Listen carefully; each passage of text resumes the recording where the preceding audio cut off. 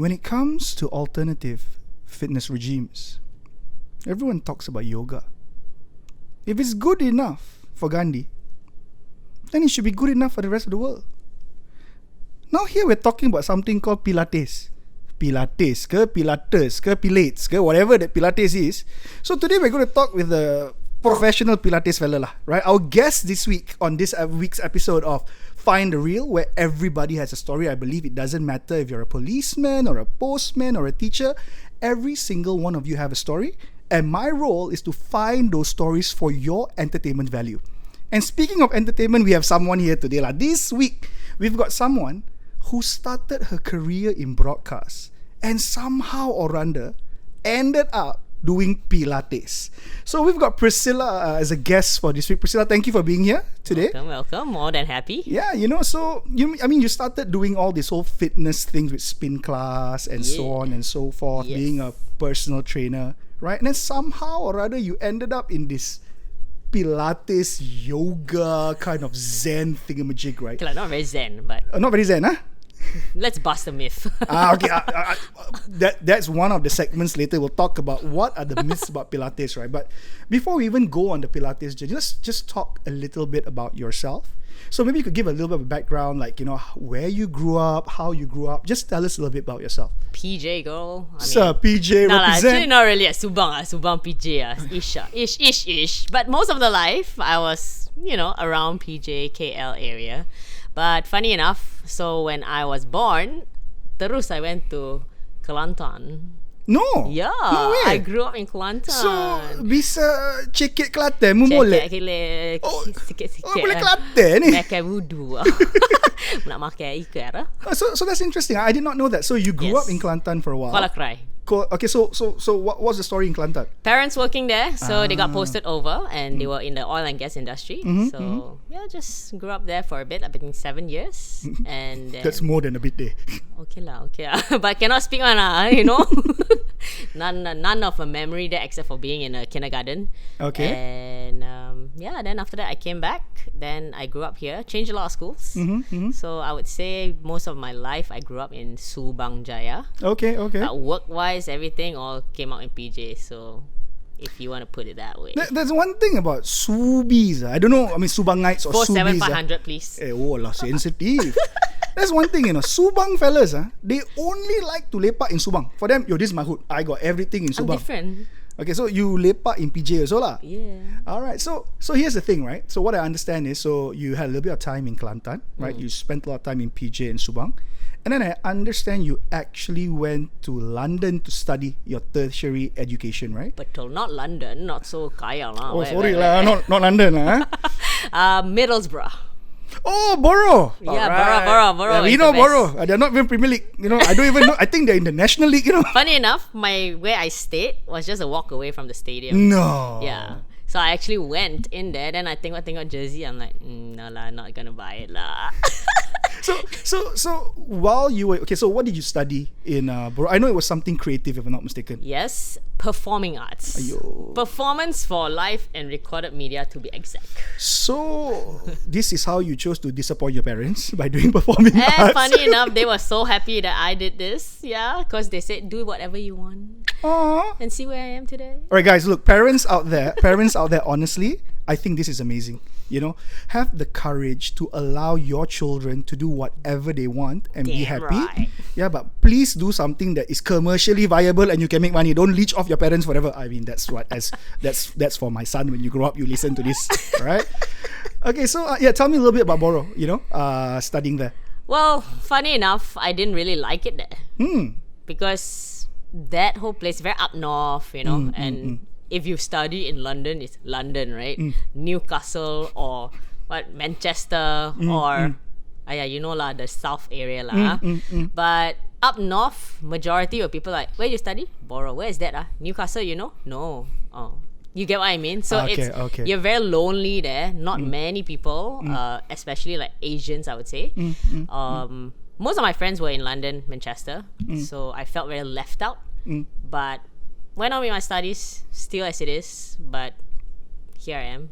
today, still enjoying life. But what did you aspire to do though? So here you are, this little student studying performing arts. Yeah. So whilst you were studying performing arts, what was the aspiration or the ambition? It started off with events. I was in Sunway doing events management, and this kind of what do you call it, education fair. Wait a minute. There's a course for event management. Yeah. It's under hospitality school, please. Okay. I'm an uncle. Never mind. So I accept that there's a course. I mean, back in the day, event management you do yourself, But the Fair fact that there's a course for it, I think is amazing, because it is not as easy as, hey, I just show up and do an event. There's a lot of planning that's involved, budget management. Correct. So I think it's great that there's a course out there to Correct. teach people how to do this. Yes. Yeah, so from events management, and wanted to do something related to events. So education fair lah, you go and surround, survey sikit. Then they said, yeah, you can do this +1 and +2 kind of thing. I forgot what is the term. Twinning lah. A major, minor, something like that lah.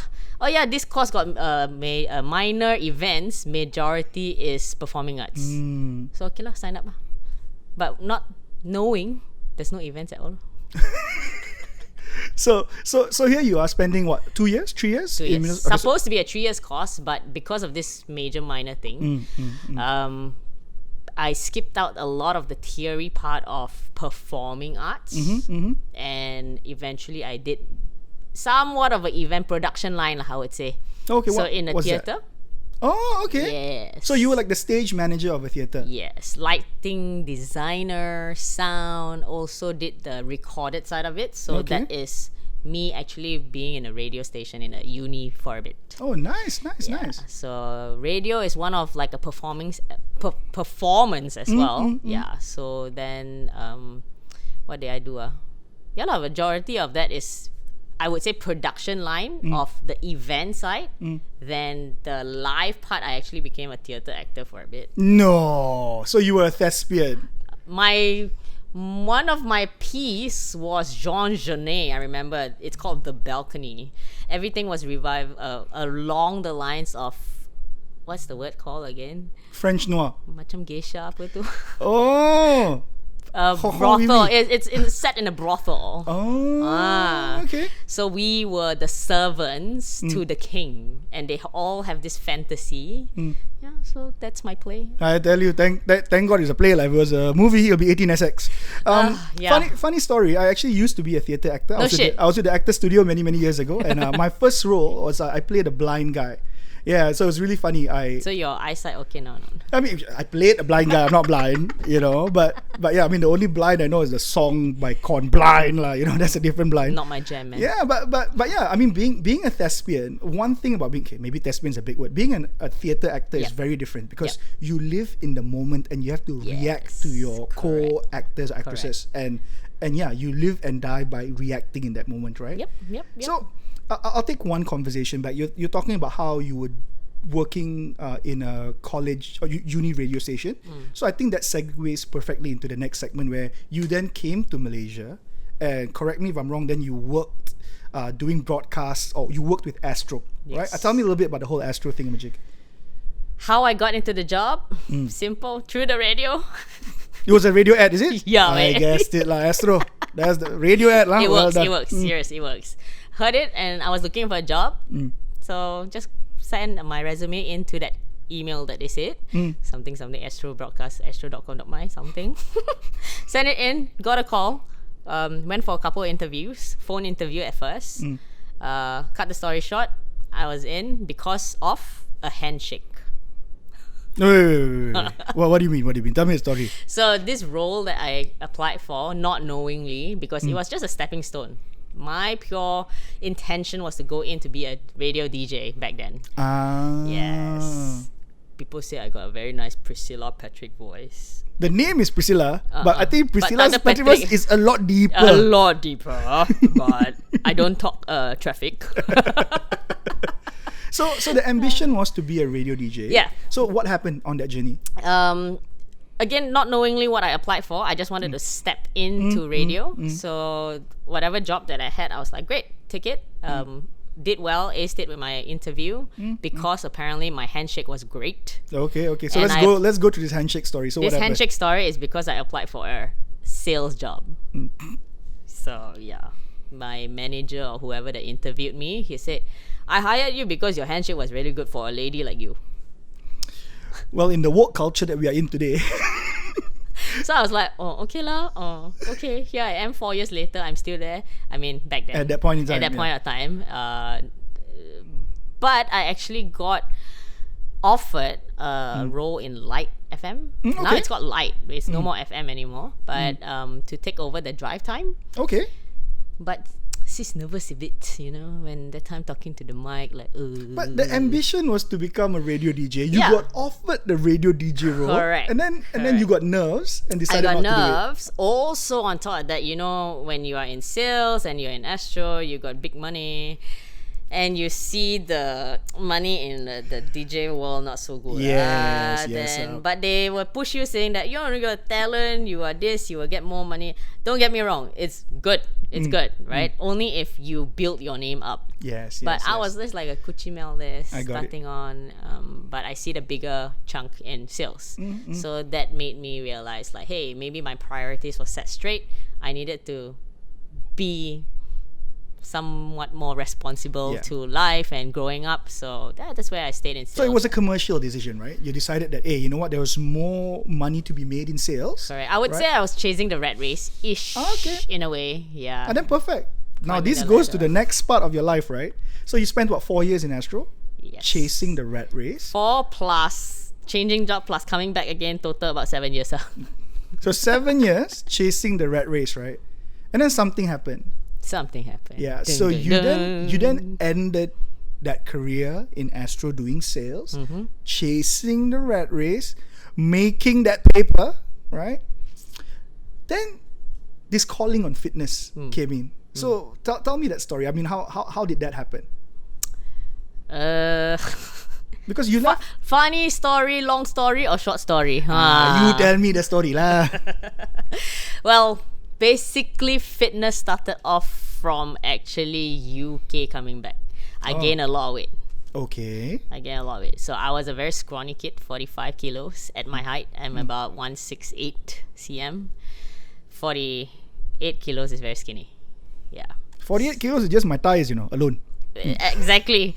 How I realized is when I wear my jeans in UK when in Borough, I cannot pakai already. I cannot wear it up past my thighs. I was like, shit, what happened? Okay. I gained a lot of weight.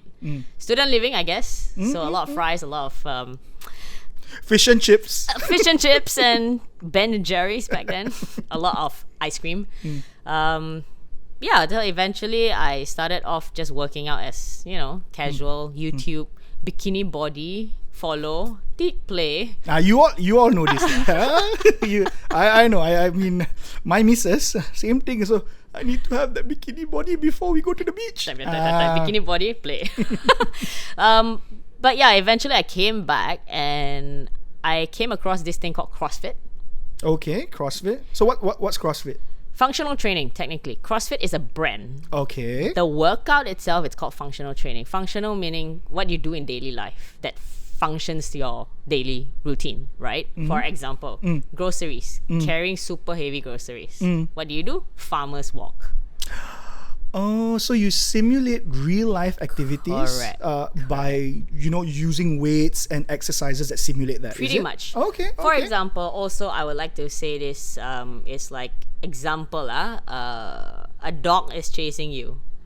A very angry dog. Run lah. You need to run. But can you run and climb a wall, say? And then there's hurdles after hurdles and after hurdles. Okay. So you need to do all this life hurdles, I would say. Okay. For example, like a muscle up, right? Or pull up. Simple. Without functional training, you can't do a pull up. Got it. Without endurance, functional training like running, you cannot run and sprint in time, or you can't get like a movement where, for example, I would say clean and jerk. Maybe that's one movement called in CrossFit, where you pull the bar up and then you squat down and you let the bar drop down. under your collarbone. It's a weightlifting thing, right? Correct. And then you jerk it up. Say, for example, there's a heavy barrel you want to throw on the dog, for example. The dog is chasing you still, right? I'm still in that story. So you got to clean the thing and then jerk it to throw the thing, right? Same thing lah. Life story. So to all the animal advocates out there, she don't want to kill the dog. It's a hypothetical situation. Yes, if it attacks you. But I love pets. I love dogs. I love cats. Okay, I got a cat too at home. So here's the thing, right? So you started the fitness journey whilst you were studying, right? CrossFit came into the picture, and so what happened that resulted in you leaving a job where you were making decent money, right? And then you move into the fitness industry. What happened? So that from the CrossFit, I'm telling you a long story already. Okay, perfect lah. She's good lah. So from CrossFit, I met somebody there, and then after cut that one. I can cut short. Cut the story lah. Cut the story short, and then after that, move on. Found spin actually. Oh, spin's the cycling thing, right? Yes. Okay. Have you been to a spin class? Do I look like I've been to a spin class? I don't know. Maybe you've sat down there before. The only once. Spin I know is you go to the washing machine, you put the baju inside. Spin cycle. That one I know. Not spin. I'm not a DJ. That's DJ Nasty. Different fella. Yeah. So spin. I started off with that first, and I did some rhythmic cycling. Okay. So what is rhythmic cycling? Basically, you're cycling to the beat, and you're doing fancy combos, dancing on a bike. Oh, so you dance and cycle at the same time? Not dance lah, I would say. Like, as in you move? Move lah, okay, combo. Okay, so cool. For example, like push, press, pump, pass, you go with the beat like Got it. So I started off with that, to be fair. And I really liked it.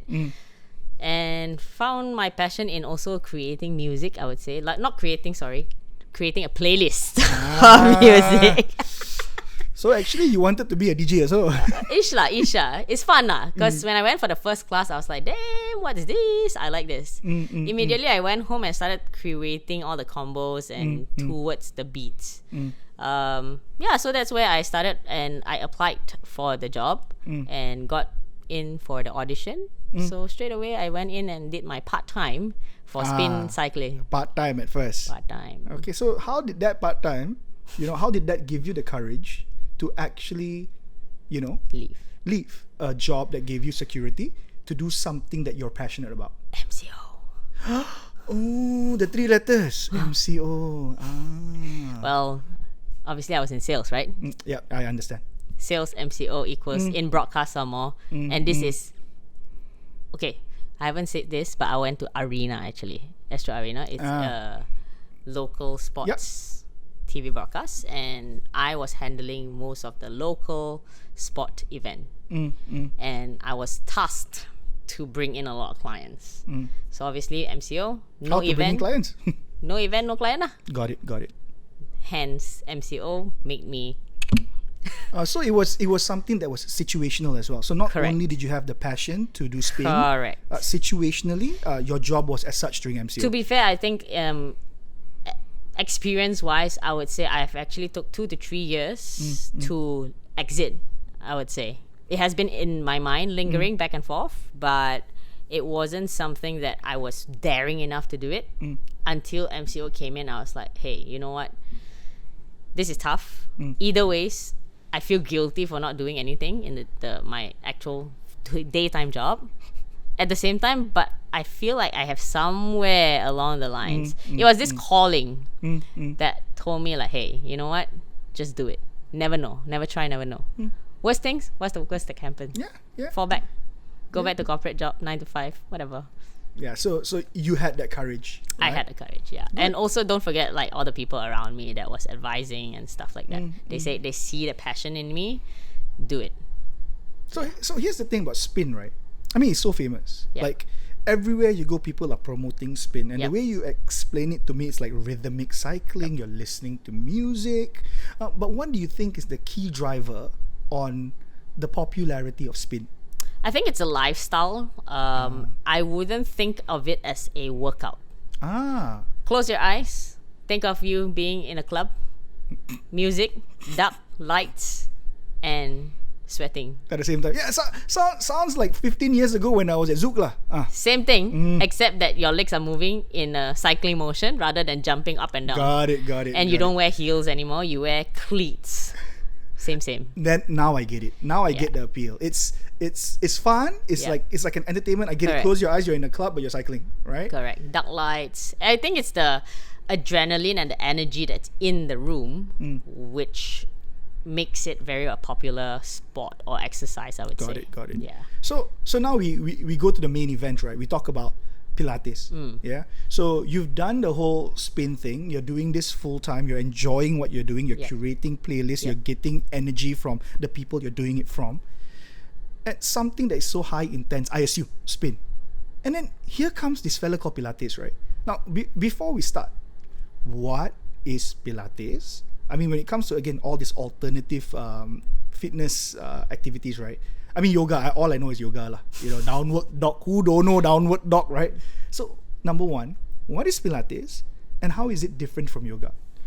Well, I would say yoga. Okay, let's put the difference first. Then I'll dive into Pilates. Yoga is, I would say, holding a pose and flowing to the next pose. For example, like you said, downward dog. What's next? Probably maybe like a chaturanga where you go down and then sneak it up again. And okay. that's called a chaturanga, okay? And then it goes on and on and on, flowing into pose. But it's pose to pose to pose. Okay. Pilates, on the other hand, a pose and you add movement in that pose.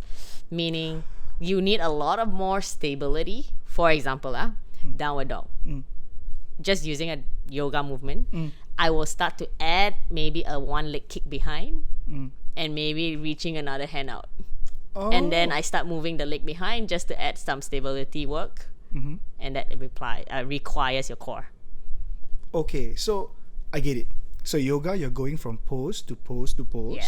Whereas with Pilates, right, it's all about a single pose and movements within the pose. Correct. So, with additional leg and arm workout, I would say. So on a body perspective, like what are how would you compare that in terms of like working your body, Pilates versus yoga? Because when you're going pose to pose to pose, my assumption would be you're also working your core. Fair enough, right? yes, you do. Then for Pilates, if I'm using the same pose and moving with those poses, I'm assuming you're working the same core as well. Am I right to assume that? Yes, but with more support you get it in yoga, means all four is always on. Pilates, don't get me wrong, yoga also got holding one side and stuff like that, but it's just holding. Okay. Pilates adds pulses, movements. Okay. So for example, again, let's go back into this downward dog thing, right? So in downward dog, yoga, hold, and that's it. In down dog, yoga is a basic theory where you just hold. You don't do fancy stuff anymore. But in Pilates, you add pulses, you add a burner, there's so many other elements to Pilates that you can add on in one pose, which will challenge additional core work. Got it. So it's like you're holding downward dog and I push you, you'll be like, oh, I need to do something to hold. So yeah, and it adds, I think, in other words, I would say Pilates has also a lot more other instruments that we can play with, not just your body, not just the mat. So I think that is where we can make Pilates a different way of putting it compared to yoga. Okay. So there's a reformer machine. There is the chair. There is the barrel. What else? There is so many other spring stuff. So you've got the equipment. So this equipment's correct. helps with the movement whilst you're doing the pose. Correct-ish. There's a different way of working out, I would say. Okay. So like in reformer, you base on springs. Same goes to the chair, and same goes to the Cadillac.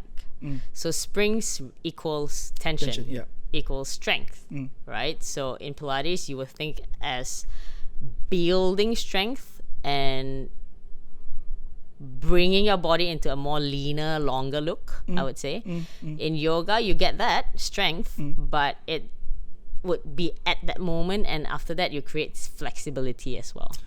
So if I could simplify this, right? Yes. So yoga, you build core strength. Yep. Pilates, you also build core strength. Yes. You build a little bit more overall strength with yoga, right? Flexibility. Yes. But you build balance with Pilates because you're consistently moving. Am I following the bouncing ball? Yes. Okay, Correct, So correct. that's the main difference. I get it, But here's the thing. I mean, Pilates has been gaining popularity, I think, circa the past 4 or 5 years, right? I think it's like celebrity endorsed right now. You go anywhere in US, Gwyneth Paltrow is like, oh, I'm a Pilates forever. Blackpink too. So what is driving this popularity, you think? In general, I would say Pilates and versus gym, strength training now. Gym has been there since the Arnold days, right? Which a lot of people tend to feel very intimidated. I was one of them to go to the gym and like, too many guys lah, not nice not sure and you feel like, I don't know what to do, right? Okay.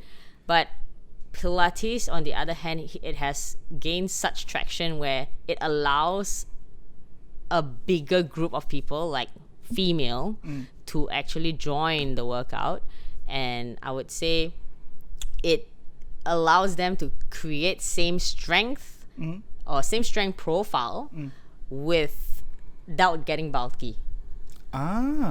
Does it make sense? Yeah, so you don't bulk up per se, but you're still working your core muscle groups. Yes. So now you said something interesting, right?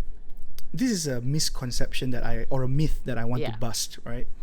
Now, Pilates is viewed as a significantly more female kind of exercise lah, right? Now, why is it the case? That's number one. And number two, I mean, are guys also or males, do they participate? Yes. Oh, okay. Yes. But the way you explained it was very much female, women the power. guy, Pilates origin. Now come back to what is Pilates, right? Originally is this guy named Joseph Pilates. Oh, no way. No shit. Yes. No way. Just because his name Pilates, he came up with use my name.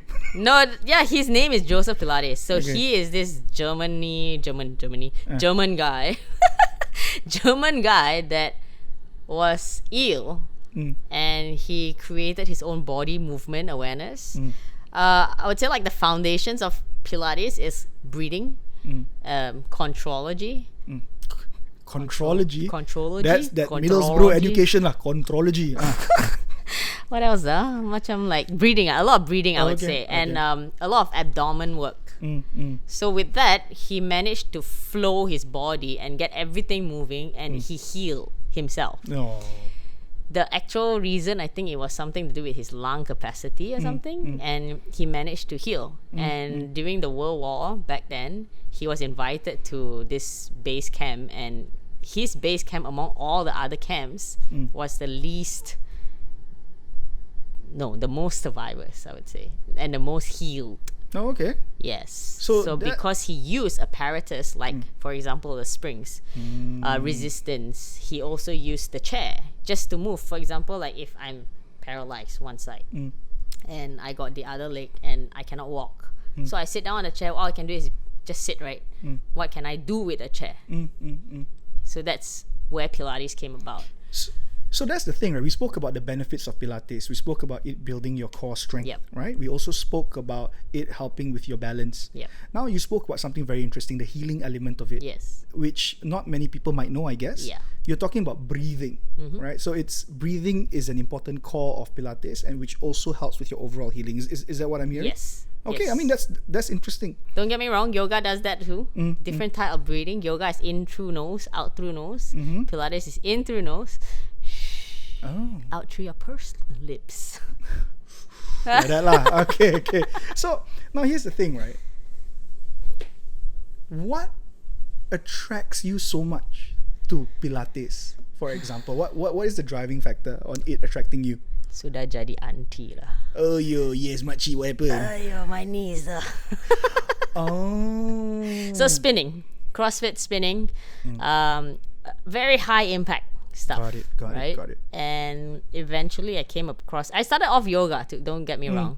And then this yoga studio that I go to, and where I'm working now actually, at the Flow Studio, they offer Pilates as well. how I got into Pilates was the owner reached out to me and she was like, hey, you spin a lot. I think you should try Pilates. I said, yeah, I've been trying to find something for my knees. It hurts a lot. It's getting worse and worse day by day. So I was like, okay, go and try. What is this Pilates all about? Come in and out. Here I am teaching and into it.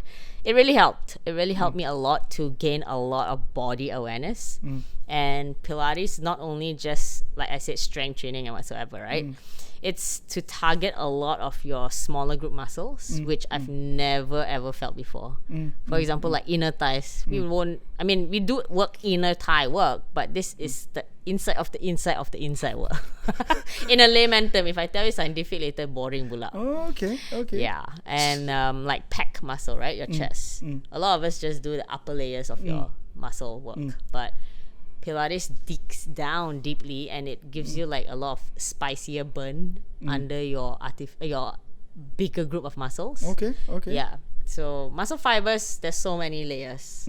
So that is what Pilates does to you as well. It's interesting how you worded that, right? You realize that doing spin and CrossFit so much actually, had an impact to your joints. Yes. And you decided to do something that's a little bit more low impact. Correct. Whilst it is low impact, but the output in terms of core strength building, if it's not similar, it's even more. That's what I'm getting. Even more, correct. Yeah. Wow. Yes. I mean, it's crazy. Yeah. When I found out about it, when I did it, the first class out, I couldn't walk down the stairs. It's just like a 5-flight stairs, and my legs was like. So here's the thing, right? Now I'm going to give you a scenario. So imagine me lah, okay? Yes. This fella, uncle, 40 years old already, overweight, quite heavy this fella, not very flexible. Okay. So, can someone like this, can he actually do Pilates or not? Of course, 100%. Okay, so how would you advise someone who is a little bit heavy set, fluffy like me? Fluffy. How would you advise that person or tell him like why should you do Pilates and how should you start? I think the best would be questioning you like, are you intimidated to go to the gym? First of all, and would a low impact work better for you and still get the same results? With weights, a lot of the time people have that kind of understanding of, hey, it's gonna hurt myself worse, or I'm gonna feel very sore. Pilates, even sore, if that's even a word. Middlesbrough education. Sore. I think God. So I think in Pilates in general, it not only will help you. Catch that. Could you? Well done lah. Well done. That's a plug for the Apple phone, Apple Watch. Where was I? Yeah, you were talking a little bit about how it balances you. Okay, yes. So I would say in a normal gym circumstance, I would say strength training. It's high impact ish, right? Okay. But Pilates, it will not only give you strength and core stability, but it could also potentially lessen your injuries. So for a fluffy man, high chance your joints would be weakened with the weight, right? That you've been carrying so far. With strength training, you might look good and all aesthetically, but you're not fixing the core issue of the Correct. strength to carry that weight. Correct. So potential risk of injury in strength training is higher than in Pilates. So do you find more men right now who are doing Pilates? If you could do a percentage thing, because in my head, right, I'm thinking it's like 95% women and 5% guys. Yeah, it's getting there. When we first started, obviously it's a very female driven. But as of late, like I just literally just finished a class like a few hours ago. Yeah, this woman's busy, 8 hours, 9 hours non-stop teaching, Just came here for him, yeah, it was like 5 guys in my class just now. Oh, no way. Yeah, it was good. So what I would say is don't be intimidated like how we female be intimidated to go to the gym. Same the other way around. Just try it out and never know where you go, man. Like even there's a lot of instructors now who are male. Okay. And it's good because majority of your body in a male type is always very tight because of the build in general. Oh. And our female hips, we have like the pelvic area, right? It's meant to be more flexible because we carry Childbearing, correct. Guys generally just okay, walk straight ni.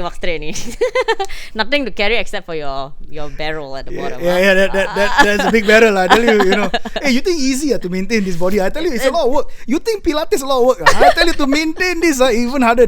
I know. It's very hard to eat actually. Sometimes we want to gain weight. Like, oh, very sunful. Cannot eat a lot. Yeah.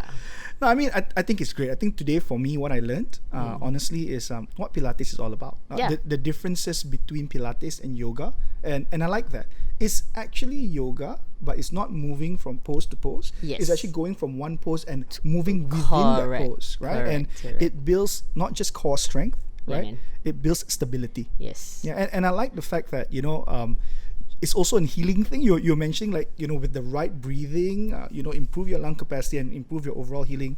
So yeah, I think it's very interesting. I think to everyone out there, if you want to start Pilates, doesn't matter if you're fluffy like myself, right? If you've got bad hips or bad joints and you just want to do something that's like me, bad knee.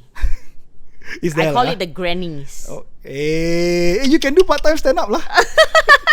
One joke only. Hey, Harith Iskandar, you watch out, So. All right. So I get it. So, okay, clear. Anything else you want to add on Pilates? I mean, yeah, that's about it really. Like, just try out, and it really does help with all this smaller group muscles, and potentially even. I actually do strength training as well. I'm a PT myself, and I incorporate Pilates into my own routine on top of spin, on top of strength training, and I realized, like, hey, my joints now is so much better.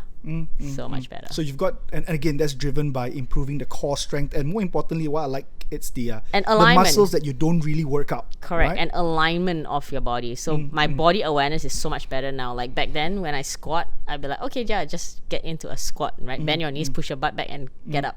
But now I start to think about, I need to press my heels down to engage my butt fibers and the back of my thighs. Only then I stand up, not just stand up. So all this is in your head when you walk, when you run, when you sit, when you jump, in your everyday activities. Sounds sick, but yes, in a way. Ever since I got into Pilates, so it's kind of like a way of life right now, right? Yes, it is. Like autopilot, like close eye, I can talk also. That's awesome, dude. I started today not even knowing how to pronounce the word Pilates, right? Pilates. Now it's Pilates, right? And I think I've learned a lot today. So thanks, Pris. Awesome. So now for some fun stuff, lah, right? Yeah. All right. So here's one thing I know.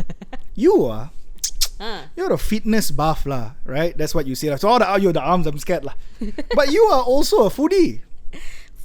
I tell you, food is life for you. And if I remember correctly, you are quite in the food industry as well. I mean, if I remember correctly, you're really into cooking. Your family is into it as well. Your family had a small food business, if I'm not mistaken. During MCO, yeah. So tell me a little bit about that culinary journey of yours.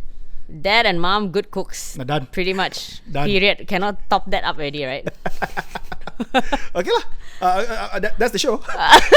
Now this is important, right? Yes. Because you're a makan kaki. Yeah, I mean someone who likes to eat, right? Yeah. Top 3 best foods to eat and where to eat them. Very hard question lah, that one. Yeah, because it's more than 3. Yeah, I love choices, man. Food is life. Food is life. Only Who 3 said that, things you can food choose. Only 3 things you can choose. Aiyo. Okay lah, one of my favorite go-to, since we talk about family, is always mee hoon kueh. You know what mee hoon kueh is? It's a mee hoon that you make into a biscuit. No. I mean mee hoon kueh ma. Oh no. Okay. Okay, that's a Hokkien version. Mee hoon means flour. Kueh means kueh lah. It's a savory thing? It's a desserty thing? It's called pan mee. Pan mee.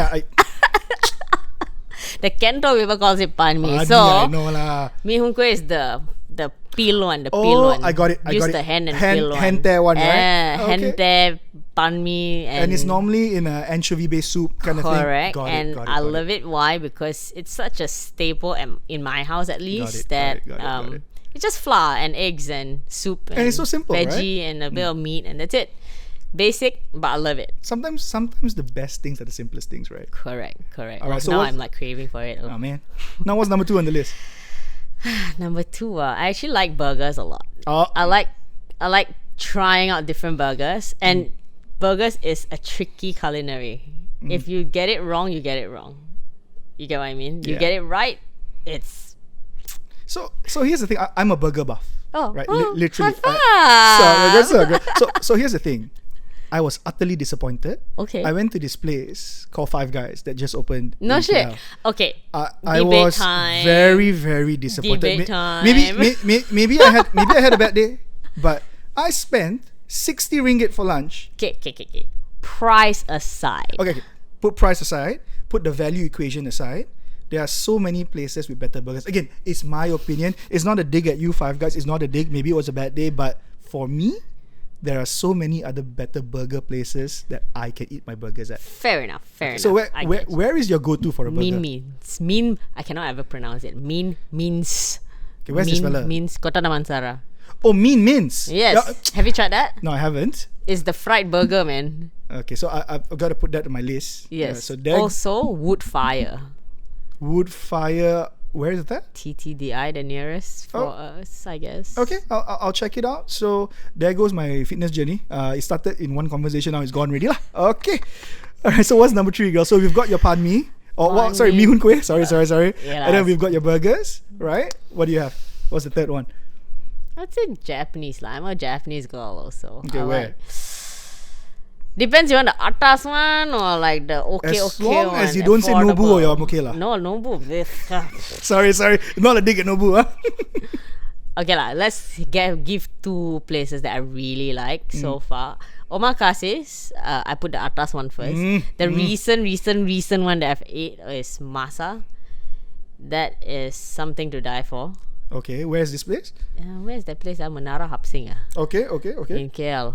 Yeah, it's amazing. The way they curate the food, the flavors, next level lah. Okay. This chef flew down from Japan. Mm. The average, I would say, Yoroko. Have you tried Yoroko before? dude. Their cuts of sashimi is pretty damn good. Fresh. And there's this teapot soup that I really just as of late also I just randomly I want soup lah. Order this teapot, the fancy thing lah. Wow, next level. I always go back for it now. It's a miso based soup, I assume. No. Oh. It's clear, full on like seafood, mushrooms, and it's just broth. Oh, I feel it's a broth. I'm a soup kind of guy. I know. Again, there goes the diet plan, guys. You must try that one. Don't listen to this podcast if you want to lose weight, alright? And it adds some like a pinch of lime. So just squeeze a little like a lime. yuzu action there lah. Ish. Okay. So good. Okay. But overall, the food there is amazing. Putting that on the list. Yoroko. Not sponsored, huh? Putting Not that on the list. sponsored. Okay, so if there's one thing you can eat for the rest of your life lah, one thing, right? Also, I don't know how to answer that one. I know lah what it is for me. But if there's only one thing forever and ever, what is that thing going to You'll be? be shocked. Recently, I don't know why I've been craving oranges. So I think, yeah, from all the burgers and the Japanese and this, suddenly orange. I think this podcast is over. Bye. No, but yeah, I think like based on the weather, I've been craving that every day. Oranges. Okay. And I guess it's vitamin C. Yeah, I mean you can't go wrong with oranges. Because choices of food is so wide. I cannot pick one thing, and I have to pick one thing that I feel like okay, I can eat that. I must eat that every day. Okay, orange. All right, for sustenance, for vitamin and flavor as well. That's my only fair answer to myself. All right. So let's just say lah, you're stuck in a deserted island. Okay. That You can question only again. bring 3 people with you. Who are these people and why? It can be fictional, you know. Island. Island, no. Island. I don't know lah. I would say first thing obviously my partner, because then we can multiply. Then it becomes more than 3 people, right? I mean, the mathematics is correct. Correct, right? Yeah, but you gotta wait 20 years for them Never to use mind food. lah. 9 and 9 and 9. Maybe our 9 plus 1 plus 9 plus 1. Maybe lah, something like that lah. Okay. The next person I would think of like maybe the queen. Queen. Queen. Yeah, because they're always on a hunt for the queen. If she gets lost, It's genius. This is genius. I can always get out. Okay. I got it. Make sense? I got it. The queen, done. Done. Last person. I like this guy. What's that guy name who goes into like deep forest place? Oh. That he makan all the kind of crap one. Bear Grylls. Oh my god, done. You just needed 1% Bear Grylls, done. Yeah, so I can cook. He just have to find the sauce. Yeah. And then everything is sorted. The queen is there. Somebody looking for her already. I'm there with her. Done. My life is sorted. Okay, done. Easy. No, I mean, look. For me, right, based on this conversation that we're having, Pris, I think your passion for, food obviously, but I think for Pilates is really there. For someone who didn't understand what it's all about, you managed to articulate it well, and I get it, Again, so if there's anyone out there who wants to connect with you, right, to want to learn and things like that, how can people connect with you? Instagram. I'm very strong, heavy Instagram now. Oh, young fella. Short content. Short content. You TikTok fella also? No. Okay, like Instagram, alright? Instagram only. Facebook not so already. Also, you can come by to the Flow Studio, or just contact me on my DM. Priscilla, which is my name, or you can just link it. I don't know. Yeah. I'm gonna put it all here, so you can check you on your Instagram, and also where are Flow Studios located? They are almost quite everywhere now in Damansara Heights, Bangsa, TTDI, new one Bukit Jalil. Oh, nice. You want to go KK, Kota Kinabalu also got. Wow. Singapore also got. Expanding, I see. Apa lagi? Got lah. That's all lah. Alright. Well, honestly, Priscilla, it's been enlightening for me. Thank you for your time. Thank you. And yeah, to everyone out there, this is another episode of Find the Real, where we believe everyone has a story, and we just got Priscilla's story today. So look out for the next episode. Peace.